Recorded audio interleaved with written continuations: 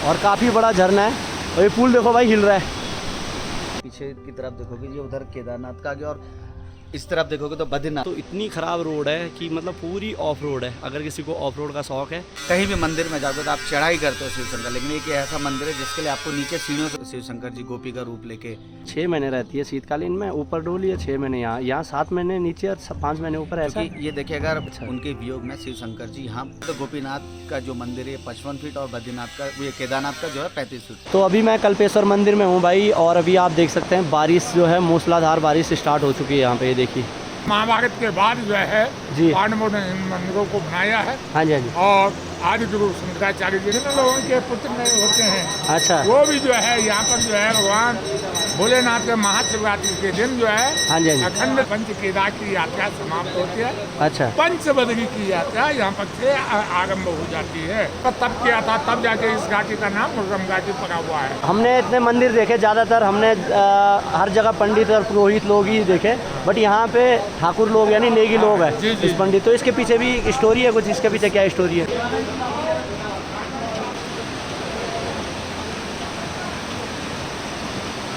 But अगर आप अपनी पर्सनल गाड़ी से आते हैं तो बीच बीच में अगर हर हर महादेव। नमस्ते दोस्तों, welcome back to the channel. आपने पिछला वीडियो देखा होगा रुद्रनाथ ट्रैकिंग का, और जैसे कि मैं आपको हर एक वीडियो में बता रहा हूँ कि मैं उत्तराखंड के 4 धाम और 5 केदार की एक साथ यात्रा कर रहा हूँ, जिसमें से मेरे 3 धाम कंप्लीट हो चुके हैं और अभी 4 केदार मैंने कंप्लीट कर लिए। और अभी मैं जो चौथे केदार का ट्रैकिंग पॉइंट सागर गाँव है वहाँ मैंने रूम लिया था, तो यहाँ मैंने 2 दिन स्टे किया और यहीं पे हूँ। और अभी मैंने बैग वगैरह अपना रेडी करके और अब यहाँ से निकल रहा हूँ मैं, जो मेरा 5वां केदार पड़ेगा कल्पेश्वर महादेव, वहाँ के लिए। तो यहाँ से पहले हम चलते हैं गोपेश्वर, सिर्फ ओनली फॉर 4 किलोमीटर है। सो अभी पहुँच चुका हूँ मैं गोपेश्वर मार्केट में, और ये जो गोपेश्वर है जो चमोली डिस्ट्रिक्ट है उसका हेडक्वार्टर यहीं पे ही है। और ये जो बैक एंड साइड में आप देख रहे होंगे मंदिर, यही है गोपीनाथ मंदिर, जहाँ के लिए दर्शन करने के लिए मैं अभी आया हूँ। और जो रुद्रनाथ मंदिर की जो 6 माह जो डोली रहती है शीतकालीन में, वो इसी मंदिर में रहती है। तो अंदर चलते हैं। अभी ये जो मेन हाईवे है यानी केदारनाथ बद्रीनाथ हाईवे, वहाँ से 1 किलोमीटर मार्केट की तरफ अंदर है ये। और यहाँ पे पार्किंग वगैरह इधर पे भी है, ऊपर भी है। और ये लग गया अब इसका मंदिर का एंट्री गेट। यार देखिए, भगवान शंकर के 12 ज्योतिर्लिंग के रूप में पूरे भारतवर्ष में 12 मंदिर है। तो अगर यहाँ पे आप आते हो गोपीनाथ मंदिर में, तो यहाँ पे जो 12 ज्योतिर्लिंग है उनकी प्रतिमाएं हैं। यानी कि अगर आप 12 ज्योतिर्लिंग एक साथ नहीं कर सकते हैं तो यहाँ पे आप इस मंदिर में उन 12 ज्योतिर्लिंग की प्रतिमाओं के एक साथ दर्शन कर सकते हैं, जो कि आप मेरे बैक एंड साइड में देख भी रहे होंगे। ये सभी जो शिलाएँ और जो सभी शिवलिंग है ये 12 ज्योतिर्लिंग के हैं। यहाँ पर प्रतिमाएँ दी गई है, ये देखो।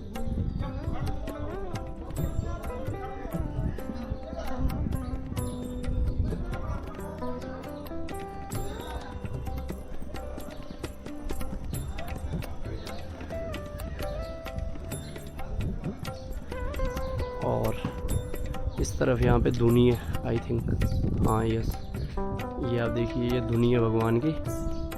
सो अंदर यहाँ पे हनुमान जी का मंदिर है। और जो बैक एंड साइड में आप ये देख रहे होंगे ये त्रिशूल, ये काफ़ी बड़ी त्रिशूल है। और इसमें त्रिशूल के साथ साथ ये जो आपको आगे दिख रहा होगा फरसा भी है। तो ये एक्चुअली भगवान शंकर का शस्त्र भी है, और साथ में जो माता गौरी है उनका भी शस्त्र है। तो ये एक हिसाब से शस्त्र रूप में अर्धनारीश्वर का रूप है, यहाँ पे दोनों है मतलब।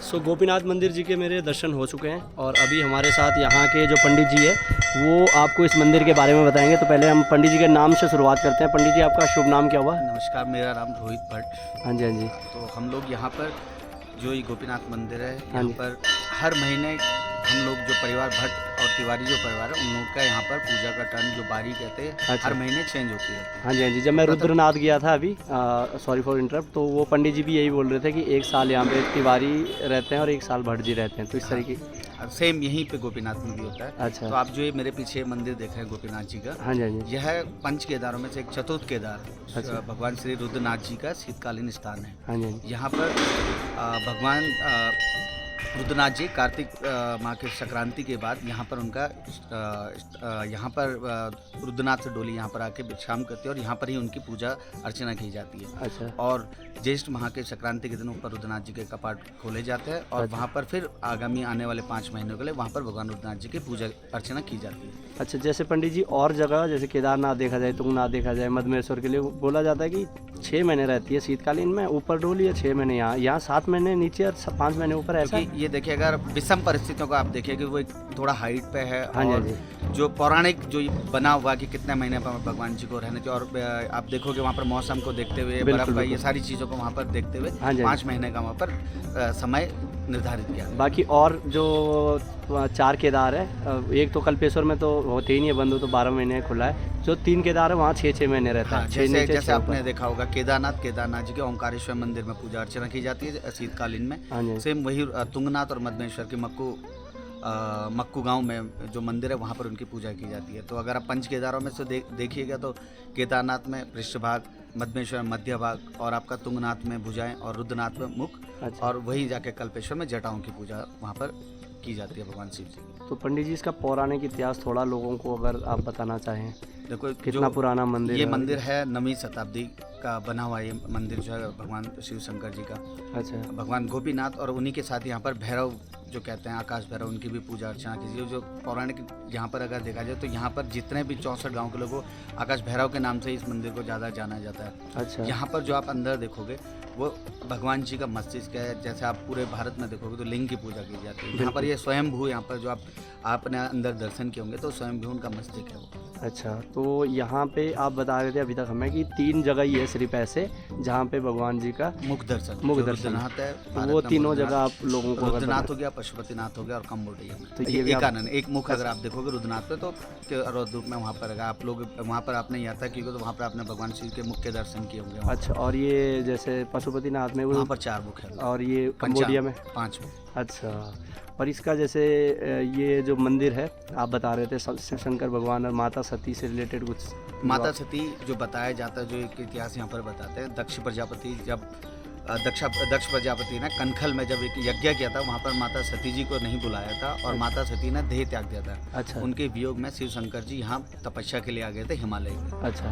तो यहाँ पर वो तपस्या में विलीन हो गए। अच्छा, और इस मंदिर का नाम गोपीनाथ कैसे पड़ा? मतलब गोपी तो एक हो गया। देखो अगर आपकी कथा है, अगर इसका पौराणिक नाम देखो तो गोथला यहाँ पर कहा जाता है इसे। अच्छा। गोपेश्वर की जैसे गोपीनाथ और फिर ये लोगों के अलग अलग कथाएं अगर इससे जो जुड़ी रहती हैं, अलग अलग विद्वानों का मानना है कि यहाँ पर शिव शंकर जी गोपी का रूप लेके वृंदावन के लिए गए थे। अच्छा, तो इस मंदिर से मतलब श्री कृष्ण भगवान का भी, श्री कृष्ण का जो अलग अलग विद्वानों को, लेकिन अगर इस मंदिर को देखा जाए तो ये केवल एक भगवान शिव जी का अच्छा यहाँ पर मंदिर है, पूजा अर्चना। और ये आप बता भी रहे थे सेंटर में। हाँ, अगर आप ये देखें बद्रीनाथ और केदारनाथ के मुख्य पड़ाव है। जब पूर्व में जब ये सारी व्यवस्था उनके पैदल मार्ग था तो अच्छा। पहले लोग तीर्थ यात्रा पे आते थे। अच्छा। आज की डेट पे हम उसे यात्रा कहते हैं, लेकिन पहले लोग यहाँ पर आते थे तीर्थ यात्रा पे। केदारनाथ से जब बद्रीनाथ जाते थे तो एक गोपेश्वर एक बीच का पड़ाव होता है, तो लोग यहाँ पर विश्राम करते थे और नेक्स्ट डे बद्रीनाथ के लिए निकलते थे। ये बद्रीनाथ, ये वाला जो गोपेश्वर मंदिर है बद्रीनाथ और केदारनाथ के बीच सेंटर। अगर आप देखोगे, अगर आप मेरे पीछे की तरफ देखोगे, ये उधर केदारनाथ का आ गया और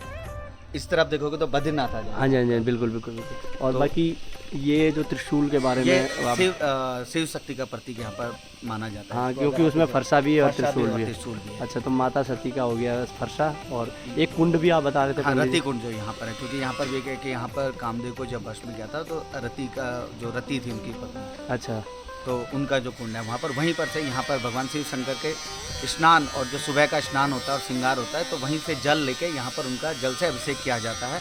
और मंदिर में केवल वही जल से अभिषेक और जल को चढ़ाया जाता है पुजारियों को। बाहर का जल नहीं, बाहर का कोई भी जल यहाँ पर चढ़ाया नहीं। अच्छा, तो वो लगभग कितना पड़ता है यहाँ से? यहाँ पर से 900 मीटर और 1 किलोमीटर के करीब यहाँ से दूर है। तो अगर आप इस मंदिर की भी शोभा देखोगे तो जो ये मंदिर है और केदारनाथ जो मंदिर, दोनों सेम आकार में बने हैं, लेकिन अगर आप ऊंचाइयों में देखोगे तो गोपीनाथ का जो मंदिर है 55 फीट और बद्रीनाथ का, ये केदारनाथ का जो है 35 फीट पे। अच्छा, तो ये इसका जो शिखर है यानी मतलब केदारनाथ से भी हाइट है।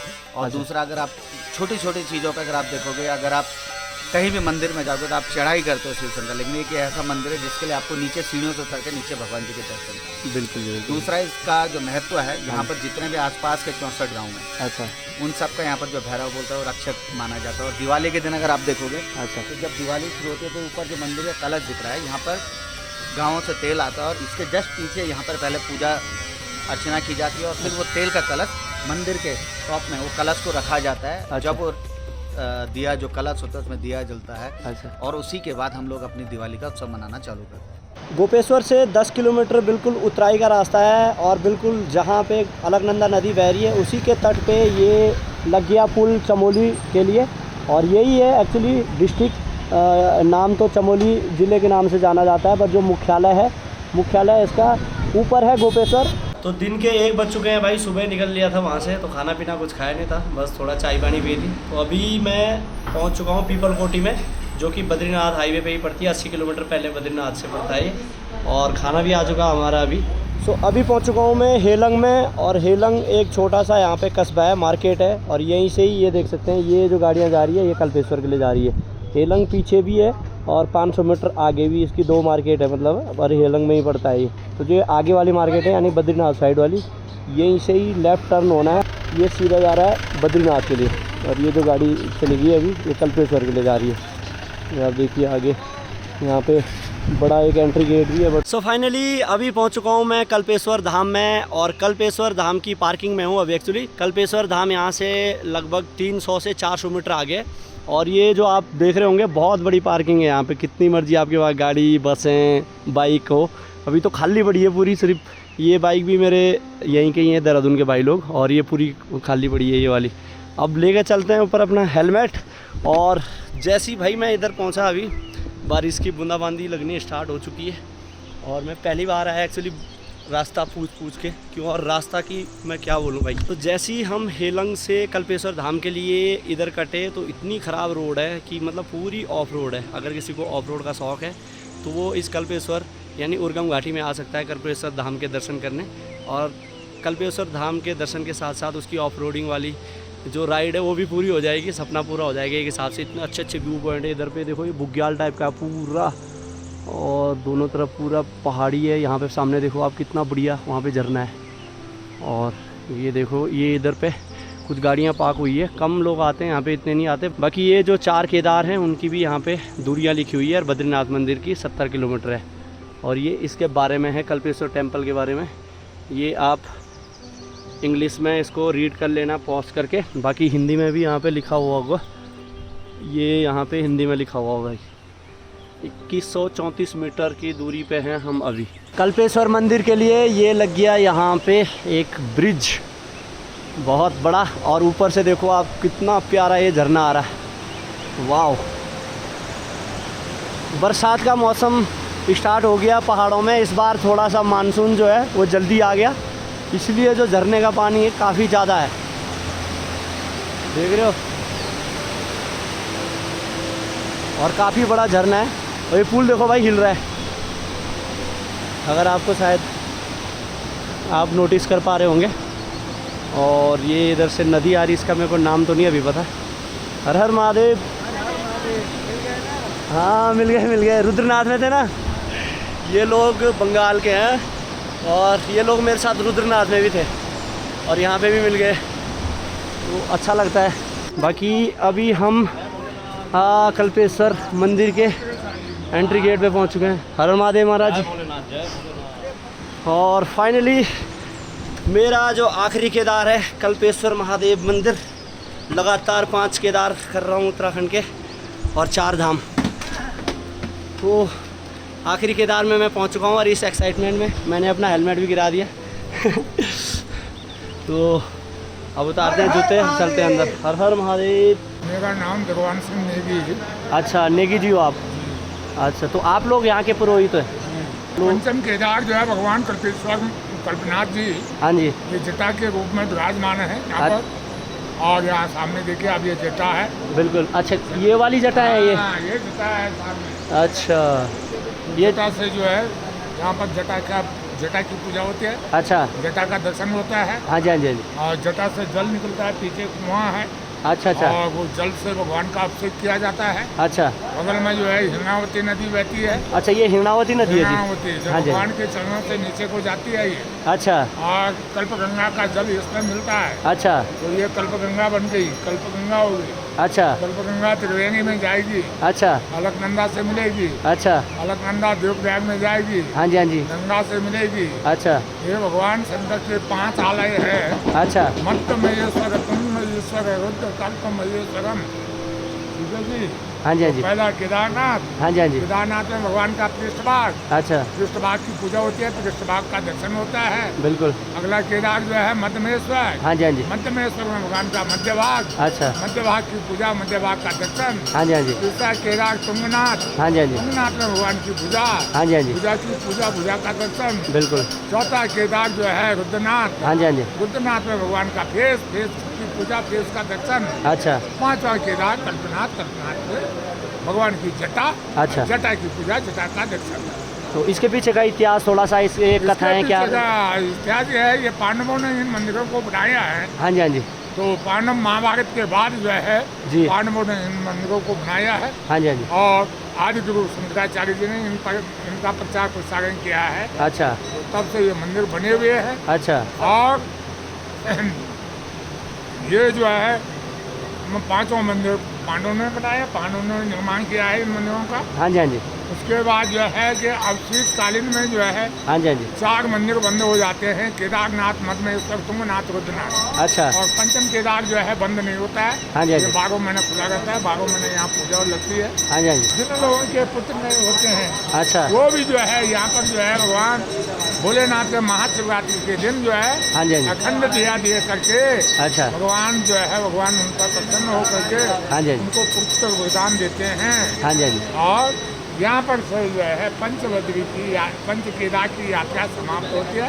अच्छा पंचबद्री की यात्रा यहाँ पर से आरंभ हो जाती है। अच्छा, यहीं से ही आरंभ होती है? हाँ। अच्छा तो पंचबद्री में पहला बद्री ध्यान बद्री। अच्छा ध्यान बद्री यहीं पर है 2 किलोमीटर पर यहाँ इसी गाँव में। अच्छा ठीक है जी, आप ध्यान बद्री का दर्शन कीजिए। हाँ जी हाँ जी हाँ जी और ध्यान बद्री में भगवान जो है विष्णु भगवान जो है अच्छा ध्यान में बैठे हुए हैं बिल्कुल पूर्व द्वार में। अच्छा और पश्चिम द्वार में जो है भगवान भोलेनाथ बैठे हुए हैं उसी मंदिर में। अच्छा ठीक। हाँ जी हाँ जी और ऊपर से जो है विश्वनाथ जी का मंदिर है, अच्छा वो बहुत देखने दृश्य है। हाँ जी हाँ जी और भगवान के चरणों से वहाँ जल निकलता है। हाँ जी हाँ जी ठीक। जी जी वाह, तो जल नीचे धारा है भगवान के सामने। अच्छा तो जल धारा है, जल धारा में जो है आप स्नान कीजिए, पानी पीजिए, बिल्कुल। जो भी करना है वो कीजिए, बाकी- भगवान का दर्शन। बाकी इस घाटी का नाम उर्गम घाटी है? उर्गम घाटी भगवान ऋषि का नाम के ऋषि ने यहाँ पर तप किया था, तब जाके इस घाटी का नाम उर्गम घाटी पड़ा हुआ है। यहाँ उर्गम में जो है 12 गाँव है। अच्छा 5 ग्राम सभाएं हैं। हाँ जी हाँ जी तो इसलिए जो है इसका नाम जो है उर्गम है। और ये किस ग्राम सभा में आता है नेगी जी? कौन? ये वाला ये मंदिर? देवग्राम ग्राम सभा है। अच्छा, बाकी हमने इतने मंदिर देखे, ज़्यादातर हमने हर जगह पंडित और पुरोहित लोग ही देखे, बट यहाँ पे ठाकुर लोग यानी नेगी लोग हैं जी, जी। इस पंडित। तो इसके पीछे भी स्टोरी है कुछ? इसके पीछे क्या स्टोरी है? इसमें स्टोरी कुछ नहीं है। पहले से जो है लोगों को लोग जो है ना अंग्रेजों को ज़माने में पंडितों को जो है ये लोग जो है हाँ जी फौज में जो है या कहीं नौकरी में जो है अच्छा विलम्ब करते थे। अच्छा नौकरी नहीं मिलती थी। अच्छा तो लिहाजा यहाँ के कई बेरोजगार लोग जो है पहले फौज में भर्ती हुए हैं। अच्छा हम ही खुद फौज में थे। अच्छा अच्छा ठीक है जी। हाँ जी हाँ जी इसलिए जो है हमको जो है कोर्स को चेंज करना पड़ा। अच्छा। ताकि जो है जो हम अपने रोजगार में खड़े हो जा सके।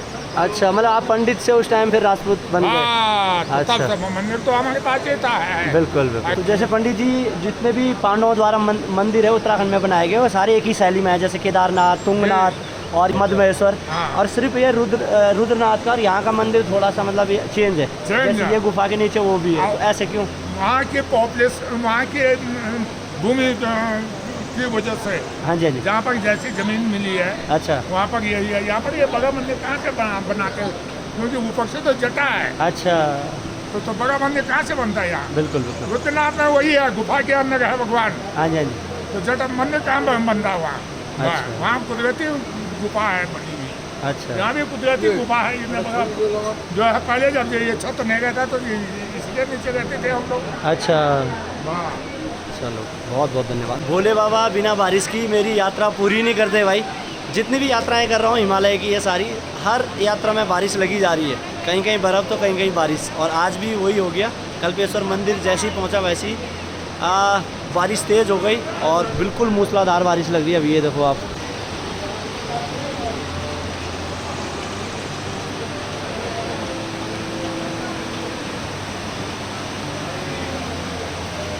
कल्पेश्वर मंदिर से मैं दर्शन करके अभी नीचे आ चुका हूँ और अभी मंदिर के आसपास में ही हूँ मैं, बस पार्किंग के पास ही हूँ। मंदिर यहाँ से लगभग 250 मीटर की दूरी पे है और खूबसूरती आप देखिए इस मंदिर के चारों तरफ। बिल्कुल ये मंदिर नदी किनारे है, ये नीचे नदी जा रही है और नदी के किनारे पे ही, तट पे ही मंदिर है। और बैक एंड साइड में आप ये जो झरना है ये देख सकते हैं, इसने 4 चांद लगा दिए भाई। और अगर आप यहाँ पे आते हो कल्पेश्वर में तो रास्ता आपको थोड़ा ऑफ रोड वाला मिलेगा, बट खूबसूरती पूरी है। जिस तरीके के आप अगर रुद्रनाथ या तुंगनाथ, केदारनाथ और ये मध्य महेश्वर ट्रैक करते हैं तो उसमें आपको ट्रैक करके जाना पड़ता है, चल के जाना पड़ता है। खूबसूरत आपको झरने मिलते हैं, जंगल मिलते हैं, बुग्याल मिलते हैं। बट यहाँ पे रोड है पूरी। बट अगर आप अपनी पर्सनल गाड़ी से आते हैं तो बीच बीच में अगर आप रुकोगे तो जंगल और झरने और बीच बीच में नदियाँ, बहुत अच्छा है इधर पे भी। बाकी यहीं तक ही रोड आती है, सिर्फ 300 मीटर का आपने ट्रैक करना होता है इस मंदिर तक जाने के लिए। बाकी मेरे जो पंच केदार है, आज बहुत खुश नसीब अपने आप को मैं महसूस कर रहा हूँ कि पंच केदार मैंने पूरे कर लिए हैं। 4 धाम मैं ऑलरेडी पूरे कर चुका हूँ, बट इस टाइम पे जो मैंने उत्तराखंड के 4 धाम और पंच केदार की जो यात्रा एक साथ करी थी उसमें से अभी मेरा 4था धाम बच रहा है, बद्रीनाथ धाम। तो वहीं के लिए अब थोड़ी देर में निकलूँगा। अभी 5:30 हो चुके हैं और पंच केदार मेरे यहीं पे ही समाप्त होते हैं। मैंने पूरे 5वां केदार जो कल्पेश्वर धाम है उसके भी आपको दर्शन करवा लिए। बाकी पंडित जी ने भी आपको इसके इतिहास और इसके महत्व के बारे में बताया, बट उन्होंने कुछ चीज़ें छोड़ दी जिसको मैं चाह रहा हूँ कि आपको बता दूँ। वैसे मैं पहले बता चुका हूँ, 4 केदार कर चुका हूँ, तो उनमें मैं इन चीज़ों को बता चुका हूँ। बट इसमें भी कई मेरे नए सब्सक्राइबर या जिन्होंने वो वीडियोज़ नहीं देखी होगी तो उनके लिए, अगर आप देख चुके हो तो आपको शायद सुन रखी होगी आपने ये चीज़ें, ये बात और ये कथाएं, पौराणिक कथाएं जो हमारे शास्त्रों में लिखी हुई है। तो ये मंदिर पांडवों द्वारा निर्मित है और पंच केदार जो मंदिर है वो सारे पांडवों द्वारा निर्मित है। और इसका इतिहास भी पांडवकालीन है। जब पांडवों ने कौरवों को परास्त कर दिया था युद्ध में, तो उसके बाद उन्होंने अपने ही गुरुओं की, अपने ही भाइयों की और अपने ही मित्रों की हत्या कर दी थी, जिसमें उनको पाप, अपने भ्रात हत्या, गुरु हत्या और मित्र हत्या का पाप लग गया था। जिससे मुक्ति पाने के लिए भगवान श्री कृष्ण ने उनको कहा कि आप भोले बाबा जी के चरणों में जाइए। बट भोले बाबा जी उनसे काफ़ी ज़्यादा निराश थे उस नरसंहार से, और वो पहले काशी में गए तो काशी में भोले बाबा जी ने उनको दर्शन नहीं दिए। उसके बाद पांडव हिमालय की तरफ चल पड़े। जब वो हिमालय की तरफ चल पड़े तो गुप्त काशी करके एक जगह पड़ती है केदारनाथ रूट पे, तो महादेव जी वहाँ पे उन्होंने अपना बैल के रूप में, अपना कोई बैल बताते हैं, कोई भैंस बताते हैं, बट नंदी भगवान जी का सवारी है तो इसलिए शायद नंदी के रूप में ही आए होंगे वो। और वहाँ पे बैलों की तादाद काफ़ी ज़्यादा थी, तो भोले बाबा जी इसीलिए आए क्योंकि वो दर्शन नहीं देना चाहते थे उनको, वो नाराज़ थे काफ़ी ज़्यादा। और इसलिए पांडवों में जो युधिष्ठिर है वो समझ गए, तो उन्होंने बोला कि इनमें से ही कोई भोले बाबा जी हो सकते हैं। तो जो भीम थे वो काफ़ी बलशाली थे और वो अपना विकराल रूप भी बना सकते थे, तो उन्होंने भीम को आज्ञा दी। और भीम ने फिर एक पैर इस पहाड़ पे रखा और एक पैर दूसरे पहाड़ पे रखा। वो समझ गए कि अगर भोले बाबा जी होंगे तो उनके पैरों के नीचे से क्यों ही जाएंगे वो। तो जो सारे बैल थे वो तो जा रहे थे, बाद में भोले बाबा जी वहीं से ही पाताल लोक में समा गए। बट वहाँ से जो भीम थे उन्होंने उनका जो लास्ट वाला पार्ट है कुबड़, उसको पकड़ लिया और उसको उन्होंने केदारनाथ में, इसीलिए वो केदारनाथ आज की डेट में ज्योतिर्लिंग भी है, 12 ज्योतिर्लिंगों में से 5 केदारों में से पहला केदार भी है। तो कुबड़ वाला पार्ट भोले बाबा जी का जो 5 अंग उनके 5 केदारों में है, कुबड़ वाला पार्ट वहाँ है, उसकी पूजा वहाँ पे होती है। दूसरा है मध्य महेश्वर, जो कि आपने दर्शन किए होंगे, मैं करवा चुका हूँ आपको। वहाँ पे भोले बाबा जी का जो मध्य भाग है यानी नाभि वाला, उसकी पूजा होती है। उसके बाद तीसरा केदार आता है तुंगनाथ, जहाँ पे उनकी भुजाओं की पूजा होती है। चौथा आता है रुद्रनाथ, जहाँ पे उनकी मुख की पूजा होती है। और 5वां ये है कल्प केदार, जहाँ पे उनकी जटाओं की पूजा होती है। तो ये इस तरीके से पांडवों ने, जब भोले बाबा जी ने उनको अपने शरीर के अंगों के रूप में दर्शन दिए, तो उन्होंने उस जगह पे मंदिर का निर्माण किया। और आज की डेट में वो पंच केदार के नाम से जाने जाते हैं, जिसमें से पहला केदारनाथ है और अंतिम ये है कल्पेश्वर धाम। बाकी जो पंचबद्री है, पंचबद्री में से भी एक बद्री यहीं पे ही है, इसी जगह पे 2 किलोमीटर दूर बता रहे थे पंडित जी, तो आप वहाँ पे भी जा सकते हैं। बाकी मेरे पास अभी टाइम नहीं है, तो मैंने अभी यहाँ से बद्रीनाथ के लिए निकलना है और नेक्स्ट ब्लॉग ज़रूर देखना बद्रीनाथ का। बाकी इस वीडियो को मैं यहीं रख रहा हूँ, होप करता हूँ कि आपको पसंद आया होगा। तो वीडियो को like comment share and subscribe सब कर देना। बाकी मिलता हूँ नेक्स्ट ब्लॉग में, नेक्स्ट डेस्टिनेशन यानी मेरा चौथा धाम उत्तराखंड का जो रह रहा है अब बद्रीनाथ धाम, उसके दर्शन के साथ। तब तक के लिए हर हर महादेव, जय श्री कल्पेश्वर महादेव, जय हिंद, जय भारत, वंदे मातरम।